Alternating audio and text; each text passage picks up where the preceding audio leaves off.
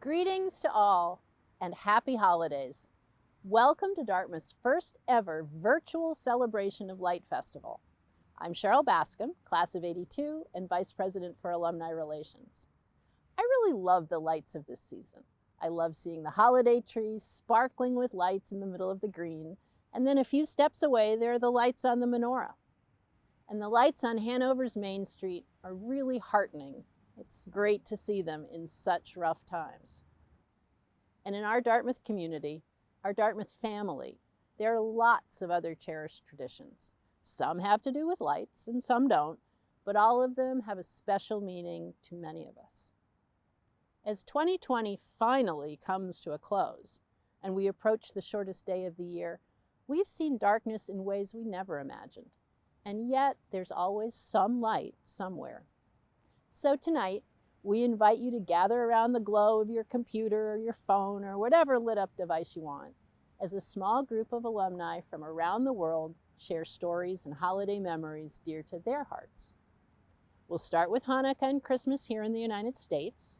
Then we'll have a comic interlude with Don Pease, the Ted and Helen Geisel 3rd century professor in the humanities and world-renowned biographer of Ted Geisel, class of 21, also known as Dr. Seuss.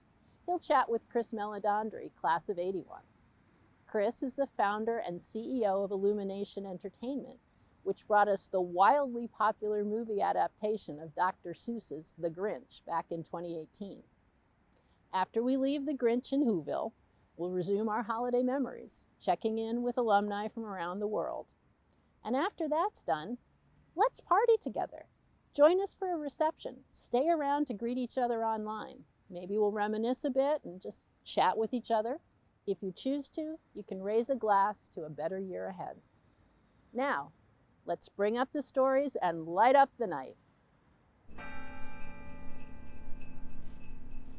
Hello, bonjour. I'm Rebecca Leffler, 04, and I wanted to wish you all a very happy holidays from Paris, France, the City of Lights, where I usually celebrate Hanukkah, the Festival of Lights. And so this is a really strange year in the world, but for me as an expat, it's not all that different. I'm used to celebrating holidays away from my family. And so we have a tradition where for Hanukkah, I'll light the candles over FaceTime with my family. They're in New Jersey, I'm here in Paris. So we'll be doing that again this year. And there are many holidays where they set a table place for me and they just plop me down on an iPad or a computer and it's like I'm there with everyone. And I also make my own traditions. I join other holiday orphans or expats from all over the place and we make our own traditions, and I love kind of stealing the European traditions and bringing them home, whether that's the celebrating a Rosh Hashanah in a Sephardic Jewish tradition from France and bringing the sweet foods back to America for our celebrations. I love all of the French holiday traditions. They're really big on advent calendars here. That's something I've loved to adopt. And also all of the Christmas markets and the lights. And, even now we're in COVID lockdown and the city is just lit up and aglow, and it's really, really a magical time despite everything. So it's really great to see those traditions being kept alive. And I love how in France they celebrate Christmas Eve dinner and they open their presents kind of sometimes on Christmas Eve instead of waiting till the morning. So it's this extended festive celebration. So wherever you are in the world, I wanted to wish you a joyeuse fête, a very, very happy holidays filled with love and light from the City of Love and Lights. Au revoir. Hi everyone, my name is Isabel Strong, class of 2019. And for me, Christmas always started on July 4th. Every year for the holiday, we would head to my grandparents' house in Craftsbury Common, Vermont, and we would eat and celebrate and set off fireworks, and then we would go pick out our perfect Christmas tree. My grandfather was a jack of all trades and master of all. Professionally, he was a teacher for most of his life, but he also ran the farm my father was raised on, designed and built his own canoes. He was a welder and a woodworker and a craftsman and an adventurer and an inventor and a tinkerer and all these things. In addition to all of that, he had wonderful gardens and he had a certified tree farm for the purpose of the preservation of Vermont forests. And in addition to all of that, he, in his front yard, between his blueberries, had a few dozen balsam firs. Like many of his pursuits, he had these trees strictly for the enjoyment of others. And in that pursuit, he was always wildly successful. I remember very distinctly my sister and I being so excited to try to get there first before our cousins and walk around, is this one too bushy? Is this one too big? Until we found the perfect one. And once we came to a consensus, we would write our names on a piece of surveyor's tape, tie it on prominently so everyone knew it was ours, and wait and wait. And then a couple months later, we would come back, often in the snow and often in the dark, and we would cut down the tree that we'd picked out months earlier. We would throw it in the back of the truck, drive it home, and get it set up in the living room. Then we got to decorate. We always started with the lights, which even if they took the better part of an hour to get untangled and set up, they always were the highlight of the tree. There's nothing quite like plugging those in for the first time every season. We also added ornaments to our tree. For us, none of our ornaments are the same. They're all different. And so it was really special always unpacking those memories, so to speak, and seeing them all so beautifully displayed and illuminated on the branches. Unfortunately, a couple years ago, my grandfather passed away, and we were able to continue to get Christmas trees from his house for a few years until the house was sold. And now, instead, we get them from our own front yard, which, though they are not nearly as pristine and well-shaped, we still have a great time hunting around the woods looking for the perfect one. Even though we're all apart this year, whether people have passed on or if they're living elsewhere, it's really nice to have these traditions that sort of bring us together and help us hold each other in our hearts while we're all apart for the season. And with that, I would like to wish you all a very, very merry holiday season. If you aren't able to be with your loved ones, I hope that you're able to find something that brings you together. Hi, I'm Kaya Thomas, a Dartmouth 17, originally from New York, but currently I live in Oakland, California, where I work as a software engineer. Growing up, one of my favorite things about the holiday times was picking out as many books as possible that I would try to get through during the winter break. Every year, Christmas came around. I was excited not only because of presents, but because I knew I had all day to curl up on my couch and read for as long as I wanted. I have fond memories of reading my favorite series, A Series of Unfortunate Events, curled up next to the Christmas tree, and excited about the new adventures that Lemony Snicket would unfold. Reading was and is a light in my life. And it's one of the reasons that I created the app We Read Too, a mobile directory of children and young adult books written by authors of color, where the books have main characters of color. Through We Read Too, I wanted kids to be able to find books in which they would be represented and also read books where the culture is different from their own. I hope that reading can be a light in the lives of so many children, that they can find books that they love and want to be curled up on the couch reading for hours and hours on end. I hope this holiday season you all are able to enjoy your own traditions. I'm grateful to be a part of the Dartmouth community and family, and I wish you all a very happy holiday. I feel doubly honored to celebrate this event with another of Dartmouth's favorite sons, Chris Meledandri, class of 1981, who's taken up the responsibility of renewing Dr. Seuss's imagination for the 21st century. The Grinch is the third of the Dr. Seuss films that Chris Meledandri has assigned himself the task of reimagining in animated form.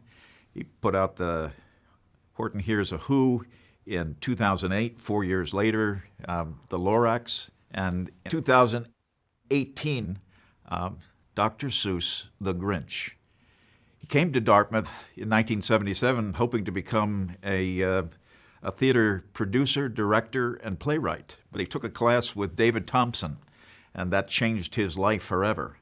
While he was an undergraduate, he wrote about Citizen Kane, Apocalypse Now, immersed himself in Conrad's Heart of Darkness.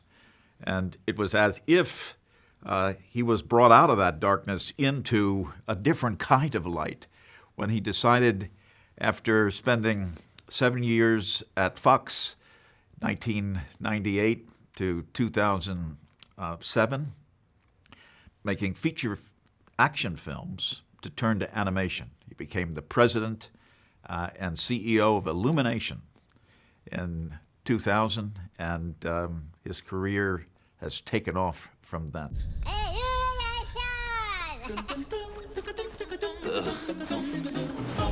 Merry Christmas to you!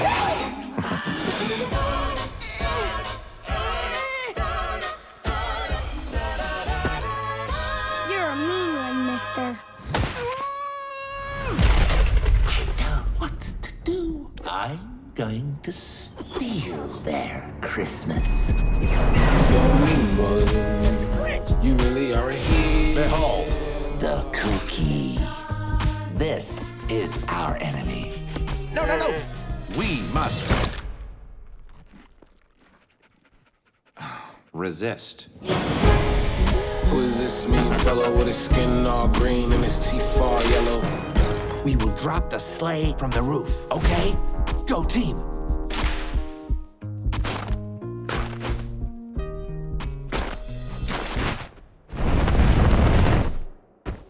This is the loudest snow I've ever heard in my life. You're a wild one. You got termites in your smile. If I'm gonna become Santa, then I need to get into character. It's go time. You're a monster. Your heart's an empty hole. Now we'll be riding in style. Ho, ho, ho. All them decorations, I tear them down. You can ask Max how to play them round. Ayo. Who is this mean fellow with his skin all green and his teeth all yellow?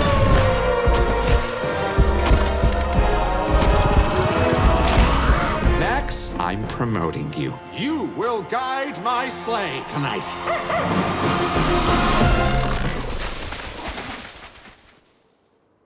What? Max?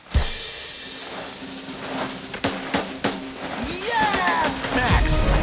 You're a mean one. The Grinch. Max, you know the rules. You sleep in your bed, and I sleep in. Max, did you teach him puppy eyes? Fine.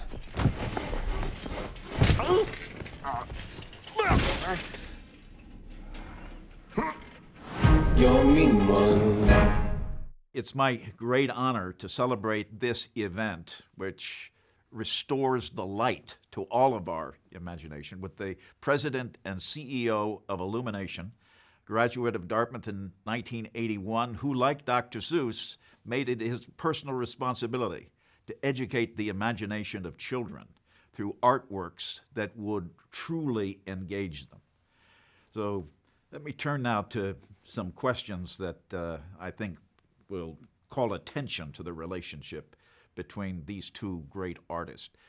Dr. Seuss's The Grinch is your third adaptation of a Dr. Seuss classic. In 2008, you turned Horton Hears a Who into a computer-generated animated film. 4 years later, you breathed new life into the Lorax. Why have you assumed the responsibility to reimagine Dr. Seuss's children's books for a new generation of viewers? Well, there are a number of different points of intersection. I'd say the first was when I was a child. These were books that my parents read to me. And so my connection to the work goes back to my own childhood. And when I came to Los Angeles and I dreamt about making movies, there were a few author illustrators work who I had always wanted to adapt, and Ted Geisel was right at the top of that list. I also found out later of this intersection that we both had at Dartmouth, which just it just tickled me to no end when I realized that we had both been educated at Dartmouth. And the very first time I became interested in doing an adaptation was before the live action Jim Carrey movie was made. And I competed at that time, and I was still making live action movies. And I competed at that time with a number of other producers and studios to obtain the rights. And at that time, my idea was that Jack Nicholson would play the role that Jim Carrey went on to play. And we actually were granted the rights on a Friday after a week of meetings that Audrey Geisel came to Los Angeles to have. And then on Saturday, we were told we lost them because a more aggressive Brian Grazer and Ron Howard drove down to La Jolla to Ted Geisel's home that Audrey was now living in, overlooking the Pacific, and convinced her to reverse her position and go with them. So I waited. I was very patient, and I waited, and then years later wrote Audrey a letter, which was the beginning of our relationship, which spanned 3 movies and well over a decade. I noticed you listed her as an executive producer of Dr. Seuss's The Grinch, and she really trusted your carrying on his legacy. But you must have also derived something from the process of making those 3 films. What has turning Dr. Seuss's fables into animated feature films taught you about the art of storytelling? Well, with each film and with each story that we adapted, we really had to start with the core idea. And Ted Geisel had very strong ideas at the center of each of his stories. And those ideas were a perfect marriage of thematics and dazzling wordsmithing and imagery to create entertainment. So it's that marriage of theme and entertainment, with the themes being rather invisible to the child, but still very impactful for the child. And that is an aspiration for our films, where we really try with each of our films to have a reason why we're telling that story, which is a worthiness in our minds for the endeavor beyond simply entertaining the audience. And when you can get both of those things right, which Ted Geisel managed to do time after time after time, then you have a piece of entertainment, a content, a book, whatever it is, that has a chance at lasting for quite some time in the audience's memory. So this is at least the 3rd version of How the Grinch Stole Christmas that has reached the public eye. First was in '66 with that 26-minute film that Chuck Jones and Dr. Seuss put together. What aspect of Dr. Seuss's vision do you hope to communicate in Dr. Seuss's The Grinch that previous filmic versions of How the Grinch Stole Christmas do not? Well, I really related to that wounded character of the Grinch, who built walls around him to protect him from the outside world, and for me, protect him from what I believed was any subsequent hurt. And so that he sought refuge from the world, so that he could live a life where he was protected, but he was not engaged in the world. And what I really wanted to do is tell a very hopeful version of the Grinch, where one young girl's optimism and faith could really transform what was years of pessimism and hopelessness in the character of the Grinch. And so that intersection between the Grinch and Cindy Lou Who was a reawakening of a spirit inside of the Grinch that had been buried down deep, and is conveyed so beautifully by the heart growing 3 sizes larger. And I think that the other aspect of the story that I really enjoyed exploring was the relationship between the Grinch and Max, his dog. And I didn't want the Grinch to be as mean to Max as he had been in earlier incarnations. In this bleak world of the Grinch, he did have one character who had unconditional love for him, and that was Max. I think without Max, he probably would have perished. So that was a great deal of fun, really breathing new life into the relationship between the Grinch and Max. Yeah, that was a wonderful revision. When you have Max loyal to the Grinch becomes somehow even more lovable. Another one of your successful reimaginings involves the storylines you graft onto Dr. Seuss's narrative. The Grinch remembers Christmas, for example, as the unhappiest day of his childhood, an event that doesn't appear in Dr. Seuss's storyline, and he does so in flashbacks that cannot but recall scenes from Charles Dickens' A Christmas Carol. Did you intend to create this resonance between the Grinch and Ebenezer Scrooge? I realized as we were doing it that it was taking us back to Scrooge. We all tried to tell the story without going to the Grinch's childhood. And then we realized that the story we were telling needed to reveal the source of his wound in order to complete the thematic impact that we were hoping to convey. And so when we started to envision what that would be, it absolutely led back to a resonant feeling coming back from Scrooge.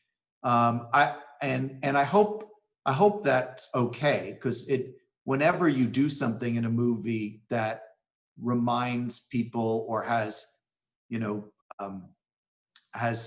connectivity to something that was done before, you're always a little bit nervous that it doesn't feel inauthentic. But I think for the audience, that those resonant feelings are very impactful. It also linked the Grinch with Cindy Lou Who in an important way. You already mentioned that storyline, but there are others that you invented, that sub-narrative that cast Donna Lou Who as Lindy Lou Who's hard-working single mother. And why did you set both of these new storylines in a Whoville whose residents are stunningly more diverse than the Who's depicted either in Dr. Seuss's storyboard or in any other previous film adaptation? Well, when we look back at Ted Geisel's work, it was written and drawn in a certain period, but his work reflected the period in which it was created. And so we felt that if Ted had been alive, that the world would have reflected, the world around him. And so, you're always looking for permission inside of his work when you're adapting it, and permission to explore what's not on the page. And that's the first place we look, is in the body of work when we're trying to make decisions about expanding on it. It may not be in the book itself, but in the whole body of work. And that's an example where we really did perceive Ted to be somebody who wrote with an awareness of the world that he was living in. And we felt that making a film that was reflective of the world that, that existed at the time of the film's production was a strong choice. I think he would have been very grateful for those revisions. That epiphany scene is also a incredibly memorable moment in your film. In fact, every luminous detail you add to the scene in which the Grinch experiences enlightenment also participates in the celebration of light. That's the gist of this alumni event. What do you think this illumination brings to viewers across the planet who are now coping with the experience of being alone together, conveyed by the converging pandemics of COVID and political polarization? Well, I think it reimagines what a family is, and that a family does not need to be a group of people who are genetically connected, but it's a group of people who come together to care for one another and to share joy. And I think that we all are longing for those connections in this period of time where there is so much isolation. But I think more than anything else, it's really about igniting hopefulness in people, and not, even in the face of darkness and difficulty and disruption, that remaining hopeful and moving towards the light is absolutely essential for us to restore the lives and the balance in the world that we all yearn for, and for us to all heal. And there's that one of the qualities at the end of the film is, for me, is empathy. And I think that empathy is something that movies have an ability to convey almost more than any other art form, because you walk into that dark theater and you are asked to see the world through the eyes of other characters. And at the end of the movie, when you see this town embrace this outsider and forget all what's come before, but just embrace him, and he then opens up to receive the embrace. To me, that message has been never as more important than it is today, coming out of the situation that we're all surviving right now. In a sense, you've been answering this next question with everything you've said, but let me ask it directly. Does the story have any special significance for you personally? Well, my own life has been a journey of evolution. And it's not an accident that the company has been called Illumination. And it's my own journey towards the light, towards hopefulness, and I'm constantly shedding the wounds of my past, which are not, clearly they weren't mortal wounds, but I think we all have wounds that plague us, and my own journey is really one that I quite liken to the journey of the Grinches, although not nearly as severe, but is something that unquestionably I relate to. And when something happens to us that is painful, so frequently what we do is we close in and we create scar tissue, and we distance ourselves from that, feeling that kind of pain again. And I think the message of the Grinch is to say, no, you can heal and you can open up, and that the best healing is really the empathy and the love of others that's extended to you. And that's the path. And that's a message that I think will be relevant forever. Chris, I want to thank you for illuminating not only the creative sources of this great story, but also for rendering family and empathy not merely rhetorical terms, but substantive virtues. It's been an honor talking with you again, and I look forward to seeing your next Dr. Seuss production, which I hope is in the near future.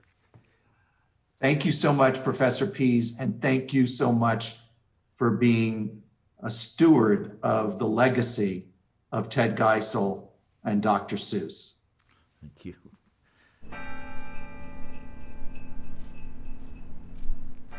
Hello, Uvanga Aluk Edwardson, Utkaravig Miroranga, Utkaravig Anaungi Roanga, Apaga George Sagan Edwardson, Aka Debbie Nipek Dahl Edwardson. I'm Aluk and I'm a Dartmouth 12th, and I'm just here to share a little bit about my story with light with you. So I'm Inuit. Actually, Inupiaq is more specific and more accurate. I come from northern Alaska, a small town called Utkaravik, formerly Barrow.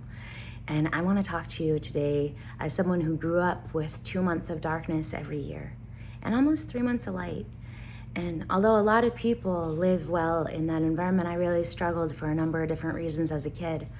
And I didn't really have a lot of light in my life as a child until I was 19 and I gave birth to my son, who became the light of my life. I applied to go to Dartmouth when I was 21 actually, and deferred a year, and I came at right before my 23rd birthday, and my son was with me. He went back and forth between Alaska and New Hampshire. He saved me in so many ways and continues to do so today. I am the person I am today because he needed me to be, and I'm so proud of that. I try to be a better and better parent and a better and better person for him and my 13 nieces and nephews every day. So this is a picture of us at Dartmouth in 2010. Really enjoyed our time together walking. He knew a lot of my friends. I talked with a lot of my friends about him, my professors. We took walks along the green and all around Dartmouth, New Hampshire. I just wanted to share that little bit of light as someone who's spent a lot of time in darkness and a lot of time in light, and who works to spread opportunities for people to see the light in themselves and in others. And lastly, I want to show all of you watching who know my son. This is him now. So that's my big guy. Couldn't be happier, couldn't be prouder. Wishing you all a very, very happy holiday season.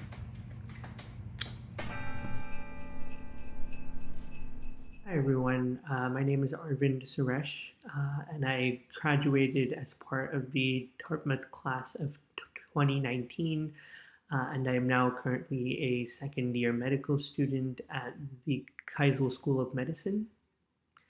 One of my most cherished memories as an undergraduate was having the opportunity to celebrate Diwali every year on campus in the fall.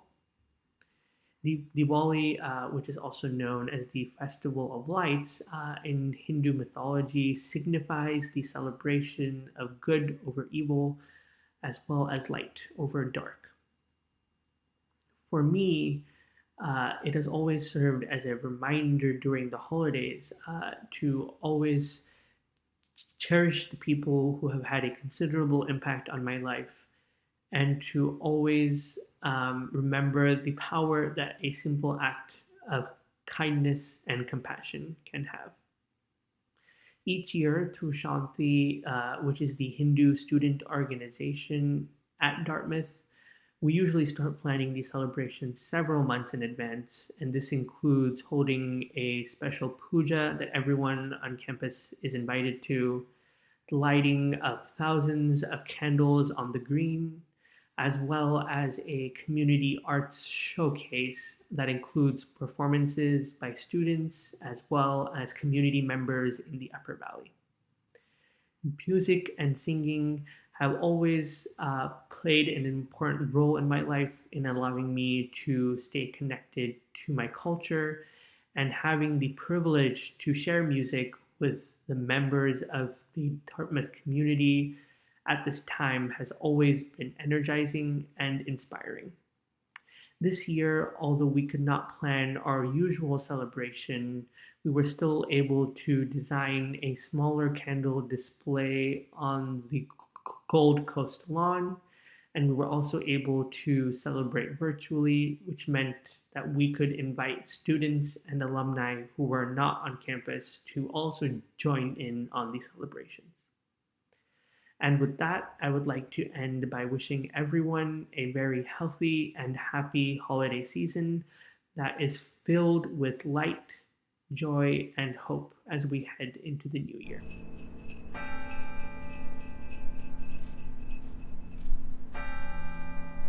Hi, my name is Hikari Yamagishi. I'm a 12. I'm currently a PhD candidate in Yale's Department of Political Science. The holidays for me, usually I'm in Tokyo. My partner and I fly back after Christmas for the New Year's, which is the big holiday in Japan. But this year we're in Brooklyn. I'm remembering all the rituals and newly adapted rituals we've had. So the traditional things we do, or rather, in keeping with our theme of light, a big symbol is the first sunrise. And some people hike overnight to see the first sunrise. Japan is 3/4 mountainous geographically, so there's a lot of mountains to climb. Our family goes to bed real early, so we never quite do this, but I believe some people do. And you write cards at the end of the year. If you're in mourning, you send it a little earlier to let people know that you're, who you've lost, and to not send us cards this year because we're in mourning or bereavement. And so the post office delivers them all on the 1st and 2nd. So it's always great fun getting that stack of New Year's postcards, greetings. We make osechi ryori, which is a New Year's foods, celebratory foods, and the idea, they're mostly cold dishes, so you do them at the end of the year and rest for the first few days and eat that because they have a longer shelf life. And I always liked it because I always thought maybe, at least for some households, this meant that the traditional home workers wouldn't have to clean and cook for the first few days, so it was a little bit of a subversive feminist holiday, maybe. And the calligraphy, I learned it as an after-school activity from this wonderful woman called Miyoko Sasayama. She taught Japanese in the 80s at my school that I went to for 10 years, Nishimachi International School. And when I got there in the late mid-90s, she was teaching calligraphy in the early noughts. And I remember so many young people at the time were writing fonts. Their handwriting was like really cute bubble letters, but she had these powerful strokes that were so, and I just thought that was the coolest. And she was a really cool woman. This year we got a Mochu Hagaki, which is the bereavement postcard from her daughter. Sasayama Sensei passed away, so I'm dedicating this to her and all the lessons I learned. So for the holidays in Japan, for me, it's all about the traditions that these modern women taught me. My mother, who also drew that painting, by the way, she kind of taught me you can do anything and make your own traditions and appreciate the old. And Sasayama Sensei, who taught me how to do the calligraphy and much more. And I hope that we can kind of adapt these traditions. But I'm missing Tokyo this year. I hope my calligraphy that says Hatsuhino, that first New Year, brings you all a bright new start to the new year, to you and your loved ones. And happy holidays. Thank you. Hi there, my name's Ashley Manning. I'm a Dartmouth 17 from Lima, Peru, and today I'm going to share with you the Peruvian recipe for a successful and lucky New Year, which I think, given the year we all just had, we really need. So when I was first approached about this Festival of Light celebration, the holiday that came to my mind was New Year's. I think visually it makes a lot of sense. It's full of fireworks, it's very light.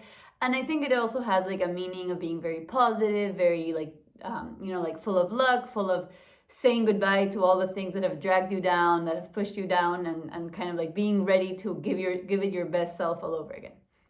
And in order to give it our best selves and be ready for the best in the new year, in Peru, we have a series of, charms or little tricks that we do in order to make sure that we've set ourselves to be getting the very best luck we can in the new year. Starting with, definitely, is our underwear. So when I think of New Year's, the first tradition I think of is wearing yellow underwear. It's a thing that is done all over the country, no matter your age, no matter where you live, no matter your gender. Wearing yellow underwear is kind of like a universal symbol of fortune and good luck, especially economic prosperity, having a stable job, having good luck economically. So my first recommendation for a successful New Year in 2021, especially considering all of like the economic recessions and things that have been going on around the world, is definitely pack up your yellow underwear and make sure to be wearing it on December 31st. My second recommendation for a successful New Year is also still in the money front, and it is making sure you find the biggest money bill that you can get and sticking it in your right shoe. So that's tradition number 2. The idea is that if you put a bill of money inside your right shoe and you walk all night with it, you'll be more likely to be finding cash thrown in the floor in the new year. So it's like a good fortune thing for like getting lucky and finding money. And finally, and I think something we all really need right now, is our third tradition, which I will definitely be partaking in this year, which is walking around your block with your suitcases, especially at midnight, right after midnight. The idea is if you start off the new year holding your bags and walking around with them, your suitcases, you will get to travel in the new year. And after the heavy year we've all had, I think that's something we can be looking forward to once we get a vaccine. So yeah, that's my Peruvian recipe for success. I hope you all follow it through, at least with my yellow underwear, so we can all look forward for a better and cheerier and merrier new year. Have a good one. Thank you.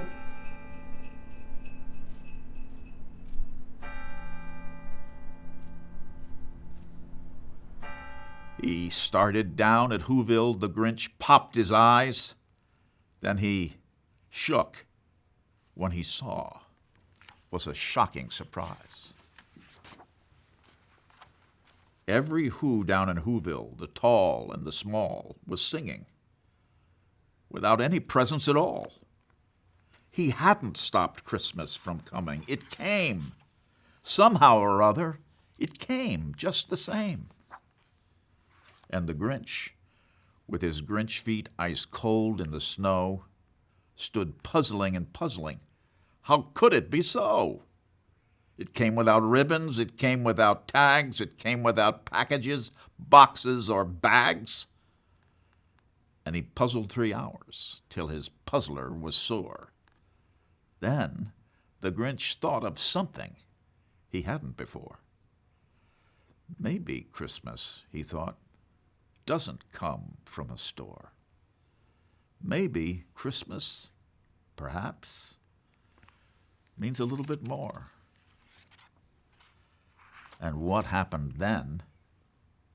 Well, in Whoville they say that the Grinch's small heart grew 3 sizes that day. And the minute his heart didn't feel quite so tight, he whizzed with his load through the bright morning light, and he brought back the toys and the food for the feast. And he himself, the Grinch, carved the roast beast. How the Grinch Stole Christmas by Dr. Seuss. And there you have it, Dartmouth's own holiday story hour. We hope you enjoyed hearing from our wonderful alumni. Thanks to all of you. And thanks to Don Pease and Chris Meledandri. And now we invite all of you out there in cyberspace to join us in a reception, say hello, maybe share some seasonal thoughts and memories of your own, and chat with each other and all of us. I'm really looking forward to saying hello to a lot of you. So just click on the link below, which is dartgo.org/party. That's dartgo.org/party.